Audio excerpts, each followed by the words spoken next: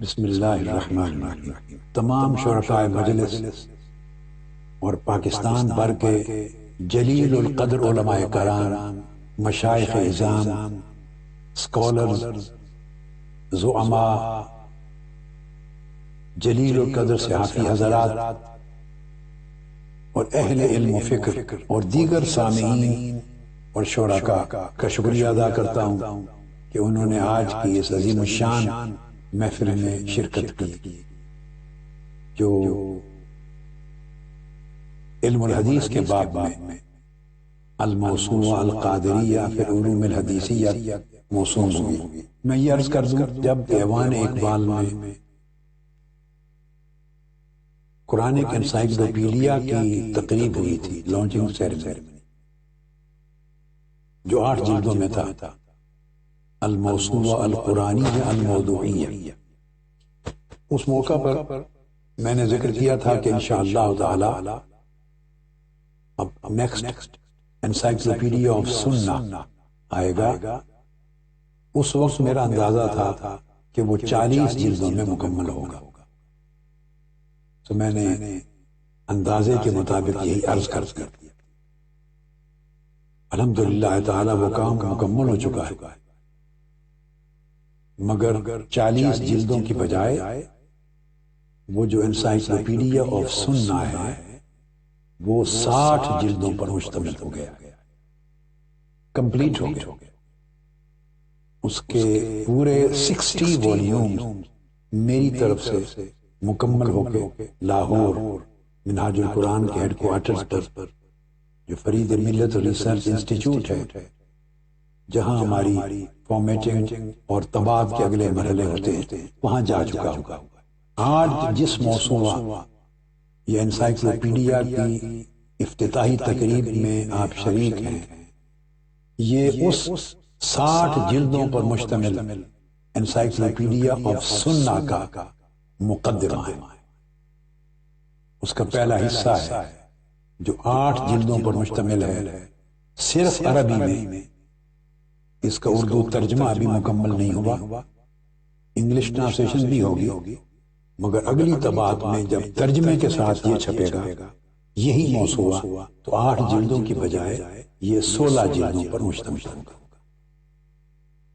اور یہ اس بڑے 60 جلدوں پر مشتمل انسائکلوپیڈیا آف سنہ کا پہلا حصہ ہوگا، جو صرف اصول حدیث پر مشتمل، صرف اصول حدیث۔ اس 8 جلدوں پر مشتمل موسوعہ میں نے احادیث نبوی کا ذخیرہ جمع نہیں کیا، بلکہ اس میں نے علم الحدیث کی مباحث کو جمع کیا۔ یہ 8 جلدیں جو آپ کے سامنے ہیں، اور آپ کے پاس جب ترجمہ کے ساتھ آئیں گی تو 16 جلد، اس میں نے حجیت الحدیث کی ابحاث کو لیا ہے،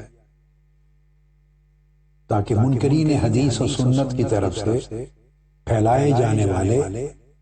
شکوک و شبہات کا رد کیا جا سکے، اور حدیث نبوی اور سنت نبویہ کی جو حجیت ہے قرآن مجید کے بعد،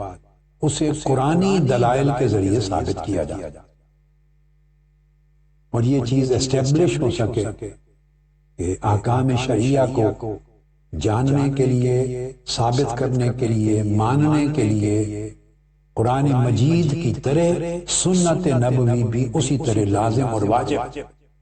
اور شریعت محمدی کے احکام حدیث اور سنت نبوی کے بغیر مکمل ہی نہیں ہو سکتے، بلکہ دین کا جسد اور جسم بھی مکمل نہیں ہو۔ اس لیے کہ حدیث و سنت قرآن مجید کے ہر عام حکم کی تخصیص کرنے والی ہے، قرآن مجید کے ہر مطلق حکم کو مقید کرنے والی ہے، قرآن مجید کے ہر مبہم حکم کو واضح کرنے والی ہے، قرآن مجید کے ہر حکم کو شرح اور بیان کے ساتھ سمجھانے والی ہے، اور بہت ساری جزئیات اور تفصیلات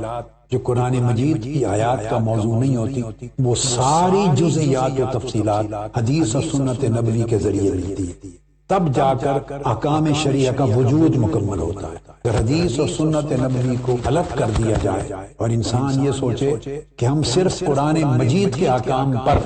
اعتماد کریں گے، اعتقاد رکھیں گے اور قرآن کے سوا کسی اور چیز کو نہیں مانیں گے، تو آپ اپنی مسلمانی بھی اسٹیبلش نہیں کر سکتے، آپ نماز بھی نہیں پڑھ سکتے، آپ روزہ بھی کما حق کو ادا نہیں کر سکتے، آپ حج ادا نہیں کر سکتے، عمرہ نہیں کر سکتے، زکوٰۃ و صدقات نہیں دے سکتے۔ الغرض جتنے بھی احکام ہیں، فرائض، واجبات اور سنن، احکام شریعت ہیں، ان میں سے کسی ایک حکم کی بھی انجام دہی حدیث و سنت کو نظر انداز کر کے ممکن نہیں، اور اسلام کا پورا وجود جو ایک نظام حیات کے طور پہ اسٹیبلش کرتے ہیں وہ بھی تصور سامنے نہیں آیا۔ تو اس لیے حجیت اور حدیث کو میں نے اس موضوع میں جو انسائکلوپیڈیا آف حدیث سائنسز یا انسائکلوپیڈیا آف حدیث سٹڈیز کے اندر شامل کیا۔ اس کے بعد علوم الحدیث کی نشأت و ارتقاء کو بھی اس میں بیان کیا۔ ایک ہے کہ احادیث نبوی کا جمع کرنا، مرتب کرنا، مدون کرنا، ایک ذخیرے کے طور پر جمع کرنا، وہ جو موضوع ہے وہ ان 8 جلدوں کے بعد شروع ہوگا، 9ویں جلد سے وہ سبجیکٹ آگے شروع مکمل کر چکا ہوں، اسی پر 60 جلدیں کمپلیٹ ہوئی، مگر ان 8 جلدوں میں اس کو علم الحدیث کہتے ہیں، یعنی روایت حدیث کی قواعد اور شرائط کیا ہیں، حدیث کو قبول کرنے یا نہ کرنے کی شرائط اور آداب اور قواعد کیا ہیں، حدیث کی سند اور اس کے راویوں پر جر و تعدیل کے اصول، کس کا کیا مرتبہ ہے، قبول کیا جائے نہ کیا جائے، حدیث کا رتبہ کیا ہوگا، اس سند کا مقام کیا ہے، یہ جو پوری بحث ہے اس کو علم الحدیث کہتے ہیں، اصول الحدیث بھی کہتے ہیں، علوم الحدیث بھی کہتے ہیں، اور علم مصطلح الحدیث بھی کہتے ہیں، مختلف نام ہیں اس کے۔ تو یہ جو علم ہے یعنی حدیث سائنسز کا، یہ بھی حضور نبی اکرم صلی اللہ علیہ وسلم کے عہد مبارک میں اس کی بنیاد رکھی گئی اور اس کا ارتقاء ہوا، اور صحابہ کرام، تابعین، اتباع التابعین اور سلف صالحین کے زمانے میں یہ اپنے تکمیلی اور تدریجی مراحل یہ علم الحدیث طے کرتا رہا۔ ان قواعد کی تفصیلات وضع ہوتی رہی جن قواعد کی روشنی میں محدثین نے، علماء نے، فقہاء نے اور ائمہ علم نے یہ فیصلہ کرنا تھا کہ یہ حدیث اس سند کے ساتھ قبول کی جائے یا نہ کی جائے، اس کا درجہ کیا ہے، اس سے کس طرح کے احکام ثابت ہو سکتے ہیں، نہیں ہو سکتے، رد و قبول کے معیارات اور جر و تعدیل کے راویوں کے بارے میں۔ تو یہ جو علم ہے بنفس ہی علم الحدیث، اس کے ارتقاء کی تاریخ پوری درج کی، امام بخاری، مسلم اور صحاح ستہ تک۔ پھر اس کے بعد اس موضوع میں حدیث کی جو انواع اور اقسام ہیں، حدیث کی، خبر کی، اثر کی انواع اور اقسام، ان کی معرفت کے اوپر پورے حصے ہیں، مصطلح الحدیث کے پورے علم کی چیزیں ہیں، روایت الحدیث کے قواعد اس میں لیے گئے ہیں، پھر جر و تعدیل کے قواعد بیان کیے گئے، 72 قواعد قائم کیے ہیں جر و تعدیل کے، کہ ہر راوی کے احوال پر جب جرح کی جاتی ہے اور تعدیل کی جاتی ہے کہ اس کی روایت قبول کرنے کے قابل ہے یا نہیں ہے، کیا کمی ہے، کیا نقص ہے، کیا کمزوری ہے، یا کتنی قوت ہے، اس پر کتنا اعتماد کیا گیا ہے، کتنی مضبوط ہے اس کی روایت اور اس کا مقام و مرتبہ، ان کی جانچ پرکھ کا جو پورا علم ہے وہ علم الجرح والتعدیل، اس کے قواعد لیے ہیں۔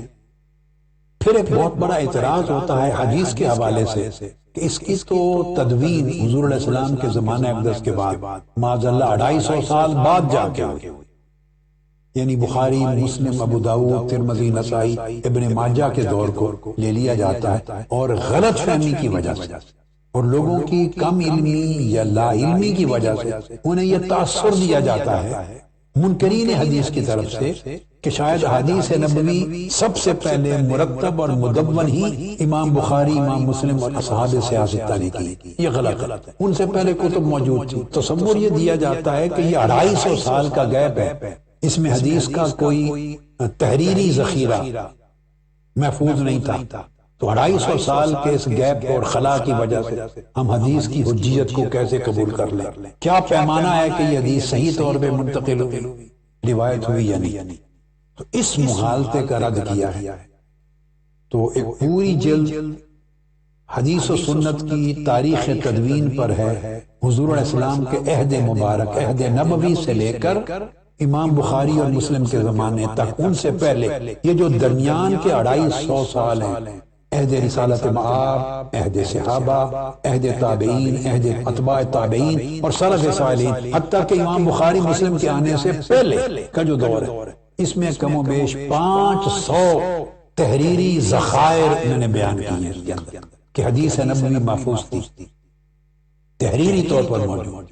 صحائف موجود تھے، کتب موجود تھے، اس کے اوپر طویل بحث کی ہے۔ اس اعتراض کو رد کرنے کے لیے کہ یہ کہنا غلط ہے کہ حدیث 250 سال کے بعد جا کے مرتب ہوئی، مدون ہوئی اور محفوظ ہوئی، نہیں، حدیث نبوی تحریری طور پہ خود عہد رسالت مآب میں ہی محفوظ تھی،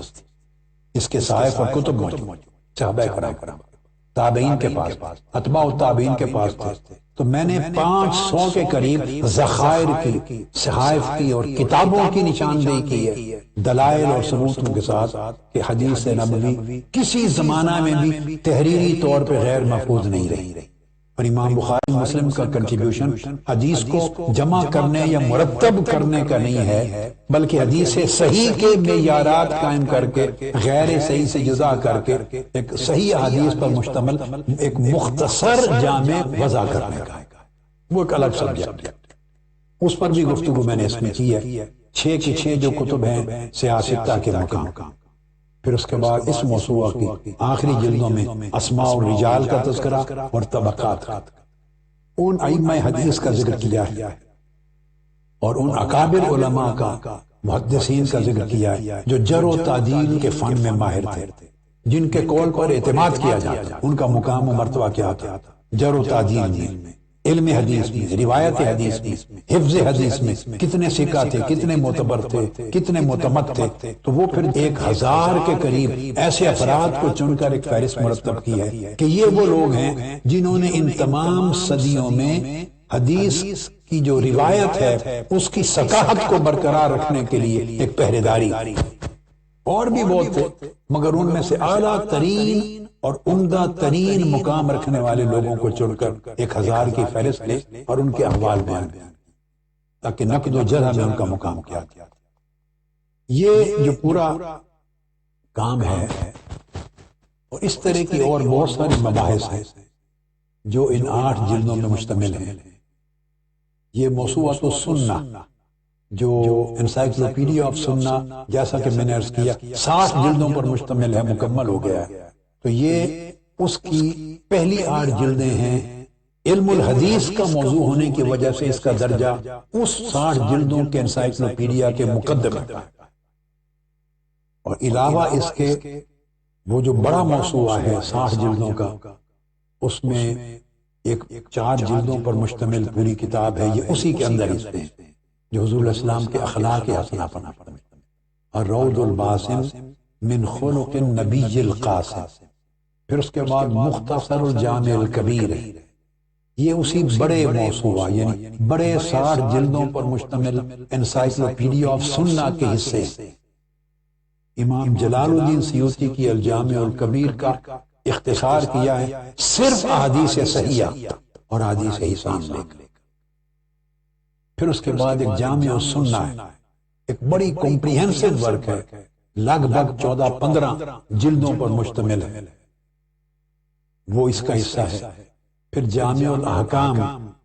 من احادیث خیر الانام، یہ مذہب حنفی کے جو ادلہ ہیں احادیث نبوی میں صرف ان پر مشتمل جامع الاحکام۔ اس کے بعد سیدنا علی المرتضیٰ کرم اللہ وجہہ الکریم کا مسند میں نے مرتب کیا ہے، مسند الامام علی، یہ بھی اسی 60 جلدوں کے انسائکلوپیڈیا کا حصہ ہے، آخری۔ اس مسند امام علی میں 15,000 احادیث جمع کیے، میں نے کو لگ بھگ 15 سال کام کیا۔ 15,000 احادیث وہ ہیں جو سیدنا علی المرتضیٰ کرم اللہ وجہہ الکریم سے مروی۔ ہماری کتب حدیث میں ہمیشہ بیان کیا جاتا تھا کہ 550 حدیث سیدنا علی المرتضیٰ نے روایت کی، یہ عدد 1000 سال سے کتابوں میں لکھا جاتا تھا، 550 حدیث۔ امام احمد بن حنبل اور امام جلال الدین سیوطی نے اس کا عدد بڑھا کر 900 سے 1000 تک روایت کیا اپنے مسند اور اپنی جامع میں۔ الحمدللہ کوئی پچھلے 15-16 سال کے کام کے نتیجے میں نے کتب حدیث کا جو جتنا ذخیرہ ہے اہل سنت کا، اس ذخیرہ سے 15,000 احادیث اللہ رب العزت کی توفیق سے جمع کرنے میں کامیاب ہو گیا۔ تو میں نے جو حضور علیہ السلام سے مروی حدیث ہیں، سیدنا مولا علی المرتضیٰ رضی اللہ تعالیٰ عنہ، وہ 15,000 حدیث کو بھی اس بڑے انسائکلوپیڈیا کا حصہ بنا۔ یہ سب چیزیں انشاءاللہ اردو ترجمے کے ساتھ اور بعد ازاں انگلش ترجمے کے ساتھ بھی چھپیں گی، عربی میں ہیں اس وقت۔ اللہ رب العزت کا شکر ہے کہ یہ سارا کام اللہ کی توفیق سے اور اس کے اذن سے اس وجہ سے کامیاب ہو سکا کہ میں نے پچھلے 17 سال یکسوئی سے کینیڈا میں گزارے۔ درمیان کے کئی سال پاکستان کی مصروفیات میں گزرے، مگر زیادہ ٹائم کینیڈا میں گزارنے کی وجہ سے میرا فوکس صرف تصنیف و تالیف پر رہا، صرف تصنیف و تالیف، اور دیگر تمام مصروفیات کینیڈا کے قیام میں منقطع رہے۔ یہاں میں حتیٰ کہ جمعہ کے دن کے علاوہ میں گھر سے نکلتا بھی نہیں، اور اس طرح یہ گوشہ تنہائی میں 17 سال بیٹھ کر اللہ رب العزت نے توفیق دی کہ میں یہ کام ایک حقیر سی خدمت دین اسلام کی، حضور علیہ السلام کی امت کے لیے اور دین کے علم کے لیے، اگلی صدیوں تک کی مسلمان نسلوں کے لیے حقیر سی خدمت سر انجام دینے میں کامیاب ہو سکا۔ حدیث پاک کا اس پورے کام کو مکمل کر لینے کے بعد اب الحمدللہ تعالی میں نے تفسیر قرآن کا کام شروع کیا تھا، ان میں مشغول ہوں، اور مجموعی طور پہ تفسیر کا کیا ہوا سارا کام اگر جمع کروں تو وہ 40 جلدیں عربی زبان میں بنتی۔